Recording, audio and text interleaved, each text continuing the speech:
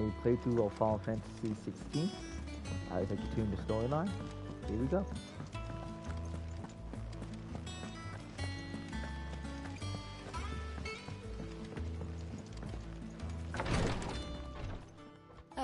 Clive. Talia, how's Jill? Recovering, but she still needs her rest. Of course. Take good care of her, won't you? I'll do my best. Oh, Gav was looking for you. He said he had something to show you in the shelves. The shelves? Oh, that's right. He went to ask Harpocrates about Torgal. He must have found something.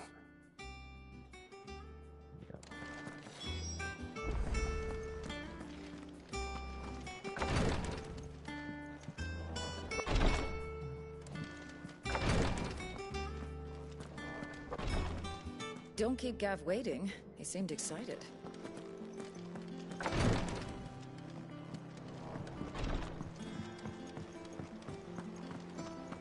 Here, what's everyone whispering about? Haven't you heard?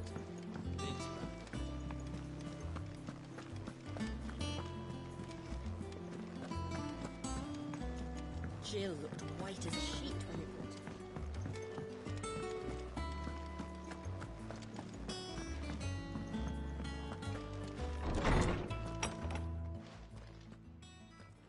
Clive, where have you been? I've been wanting to ask you something about Torgal. Where did you get him, like, in the first place? My father brought him back from one of his expeditions into the Northern Territories. They were crossing a snowfield when they heard his cries, and, seeing no sign of his pack, they took him in. What do you reckon, Tomes? It certainly adds weight to the theory. Clive, I believe that Torgal may be no mere hound, but a rare frostwolf, an animal native to the far northern reaches of Valisthea. In one of our oldest bestiaries, I found reference to a frostwolf who served as guardian to an ancient queen of the north. Such was his mastery over ether, he could cast magics on command. His name was Fenrir. Oh. Fenrir the Frostwolf. Now, the annals do not state it explicitly, but I have reason to believe this queen was a dominant of Shiva, a girl from the Northern Territories and her faithful hound. One awakens as the dominant of Shiva, and the other? You're saying that Jill granted Torgal his powers? What? Just like Fenrir. People called him my hound, but Torgal and Jill were inseparable. He grew up as a faithful companion to the dominant of Shiva, and years later, his powers awakened. Just when his master needed him the most. You're right. If it weren't for Torgal blasting those bastards to Kingdom Come, Jill would have been for it. Quite. Though Torgal's power is his own, his latent birthright as a frostwolf. It had only to be unlocked. Oh, get you, Torgal. You're an even finer hound than we thought. And regarding your original concern, you need not fear for Torgal's health. Why, the beast has the appetite of a behemoth. Just this very morn, I found him with his nose buried in my nuts. There you are! I've been looking everywhere for you. Bernard's here. I need you to introduce us so we can get to work. I shall be a moment.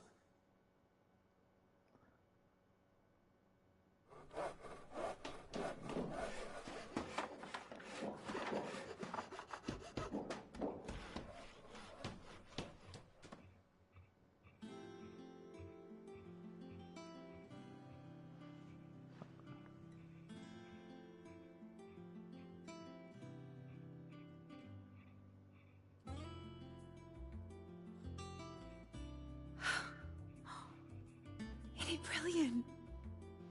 It is. Well, I couldn't have done it without you. You and everyone else. But I promise I'll pay you back. I'm gonna work my fingers to the bone for you lot. Starting right now. Just you wait. I'll make wonders like this world's never seen. Then I look forward to seeing them.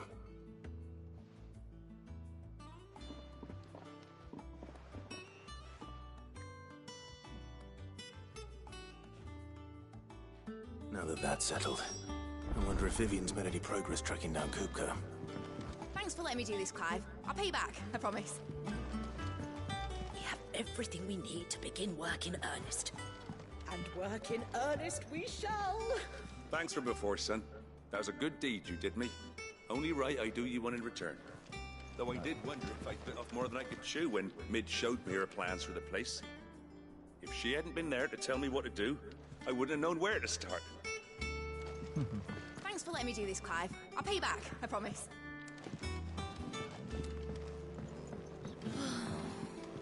I wish Miss Midador would let us help her with her dungeoneering. I wonder what she's going to dungeoneer next.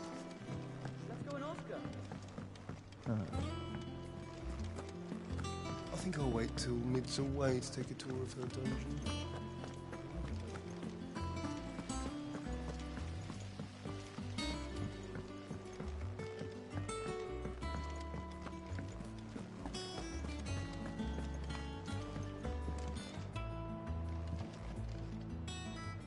How goes the hunt for Kupka?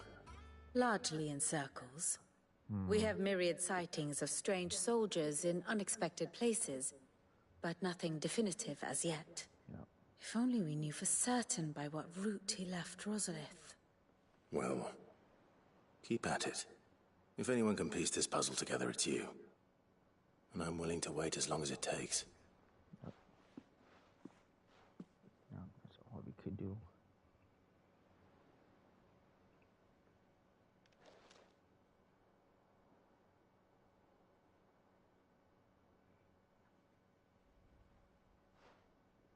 What? Here? Would that be a problem? Do you know, Clive? I believe it a mercy that you didn't inherit your father's throne. Your poor people would surely live in fear of you. You have nothing to worry about on that front. I won't be claiming his crown. That is a relief. Clive, have you got a minute? Oh, man. We, have a guest. A guest? Oh, man. Just tell me it's a good guess, not a bad one.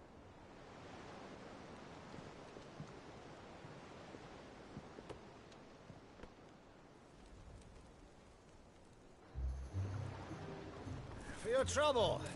Oh. It was a pleasure, in hindsight. Uncle Byron? Clive, my boy! Tap a cask and stoke the ovens for your favourite uncle is here!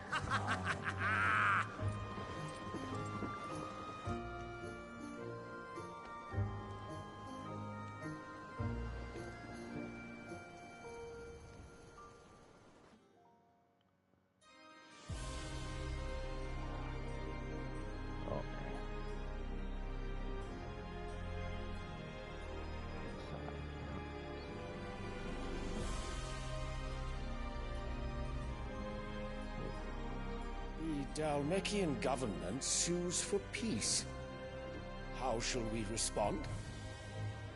If they're willing to accept their fault in the matter, I see no reason to refuse them. Still, we must insist on substantial reparations. The Twinside stores are not as bottomless as reported. Aye, and we have many more mouths to feed. We shall just have to have the Dalmecs empty their treasuries for us.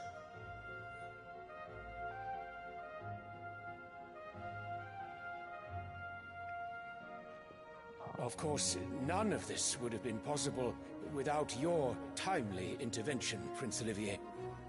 Indeed, I doubt any of us would have had the courage to trade words with the mighty Titan, nor less the wit to win him over. The Empire owes you a great debt. May the blessing of the crystals go with you, Your Highness. May the blessing of the crystals go with you. Very good.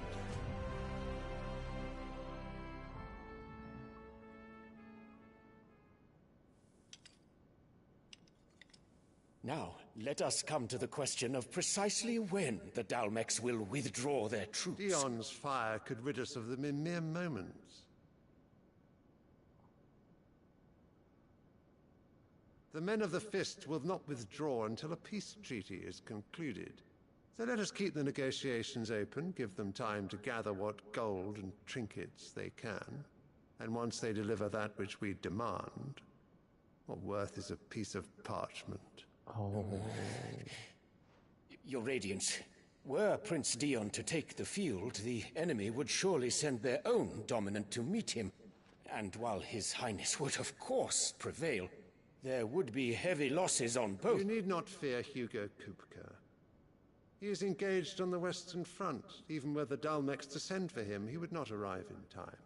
Oh. As much as I would enjoy witnessing a clash between Bahamut and Titan, it is not to be. Oh, shoot. And what of your subjects, Your Radiance? If the fighting spread to the city proper, the people would bear the brunt of it. There will be losses, it is true. Oh, shoot. Yet for every citizen who falls, another can be bred. Oh, shoot. For every home that burns, another can be built. Oh. The Empire will live on. Oh, man. Dion? Yes, sire.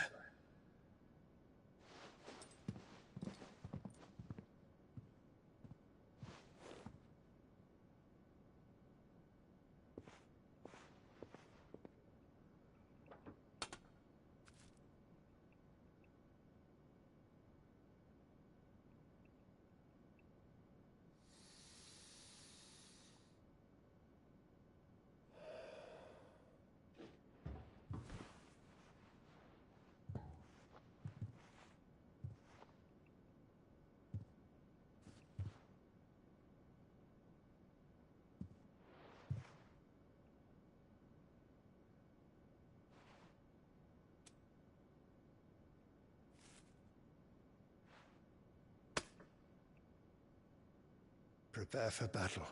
Oh. Sire. Do not make me repeat myself. Return to your camp and await my orders. Oh.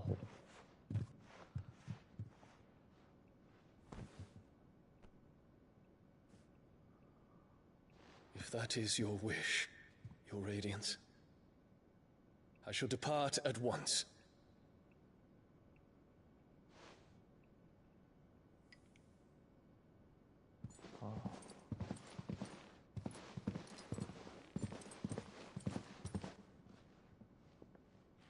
May Gregor forgive you.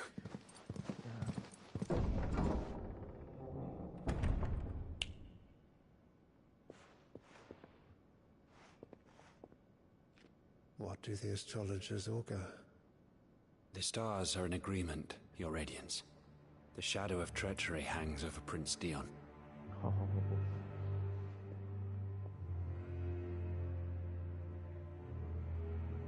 So Annabella's tales were true. You disappoint me, Dion. Oh. Oh.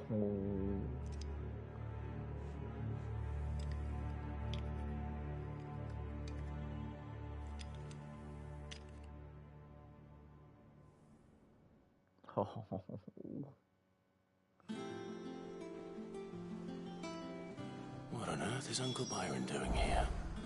Only one way to find out.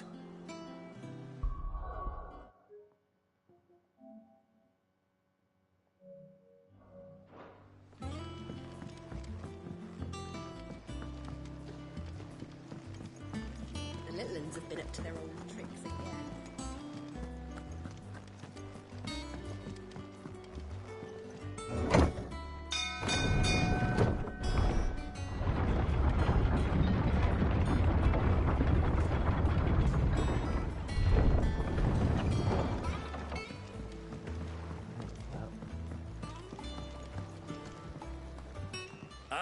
my dear nephew. How I've missed you.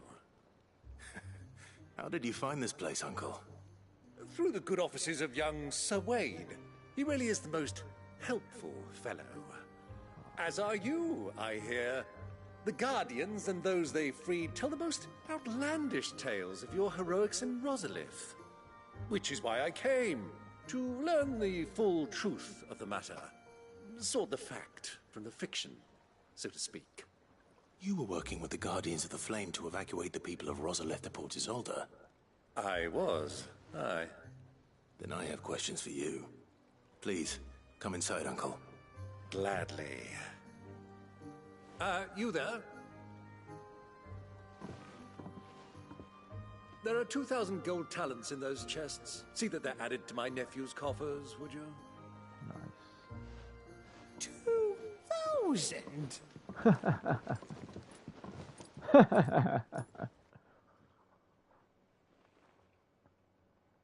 And I'm afraid that is all I know. A fleet sailing south past Port Isolde. Most intriguing. Forgive me for not being able to tell you more. I hadn't the faintest idea Kupka withdrew wounded from Rosalith. Still less that my own nephew dealt the decisive blow. What do you think, Vivian?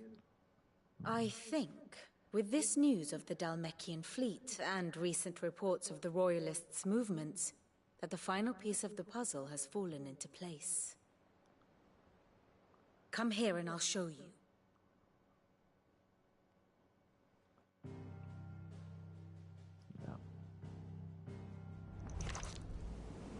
It is known that Kupka's forces entered Rosaria via its unguarded coast.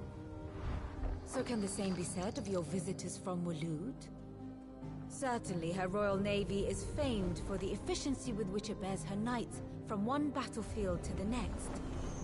And in the Einherjar, or Black Galleon, she boasts a vessel nigh as swift and every bit as feared as the kingdom's legendary cavalry. A fitting flagship for a land apart, her naval presence being crucial to her ambitions beyond Ash. Yes, it seems safe to assume that the Royalists did indeed enter Rosaria from the sea. So then, had you a vested interest in Titan's survival, whither would you take him? Why, home to Drake's Fang, a place rich enough in ether to conjure the magics needed to mend his hurts. But would that not entail an arduous voyage around the southern cape? Let us say that the Royalists did put ashore with a mind to spirit Kupka away from under your very nose. Could that truly have been their plan for him? To load him aboard one of the ships flying Republican colors sighted off the coast near Port Isolde.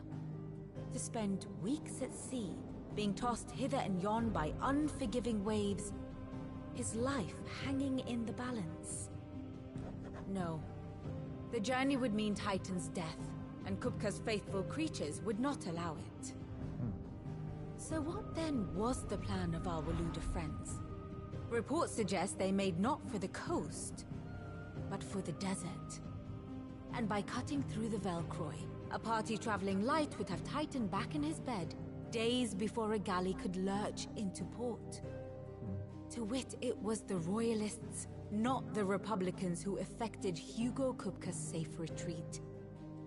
I would stake your life on it.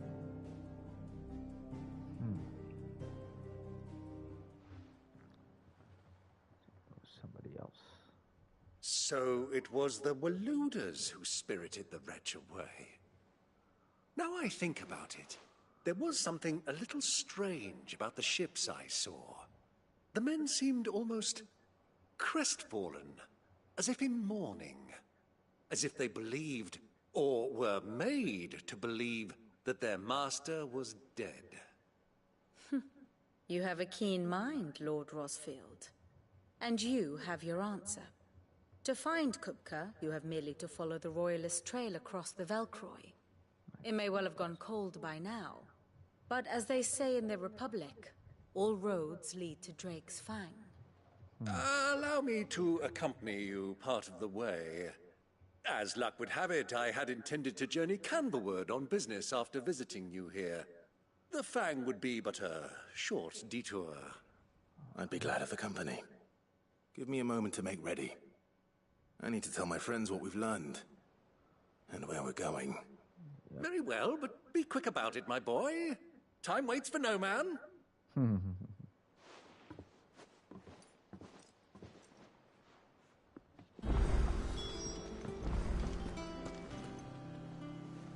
Mid's finished outfitting her little workshop, I hear. With a little help from Sid. Otto. Kupka's at Drake's Fang. I'll be leaving before sunset. You're not going in there alone, are you? Don't worry. I'm not going there to destroy the Mother Crystal. All I'm after is Kupka's head. I won't risk any more than I have to. I promise. The Lancer and the Fang are all Kupka's personal fiefdom. You have any trouble on the way, you ask for Rosina Dalamil. Some call her the Desert Hare. Who is she? An old associate of Sid's. And only Sid's. All I know is the name, and that they used to meet at the Dalamil Inn. We've heard nothing from her since he died. But I'm thinking maybe the new Sid might be able to bring her back into the fold. Thanks. I'll keep that in mind. So, what about your uncle? I mean, he's welcome to stay, but... Don't look so worried. He'll be coming with me. Thank fuck for that. Gav, Otto, I'm leaving you two in charge. You can count on us.